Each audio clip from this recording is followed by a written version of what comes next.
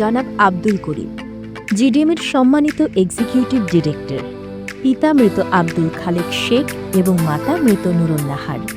১৯৮৯ সালে লক্ষ্মীপুর জেলার রামগঞ্জ উপজেলার নোয়াগাঁও গ্রামে জন্মগ্রহণ করেন। পরিবারের পঞ্চমতম সন্তান।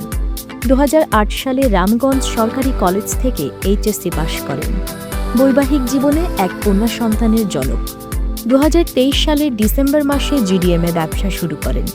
বর্তমানে জিডিএমের বিজনেস প্রমোটার র্যাঙ্ক অ্যাচিভার।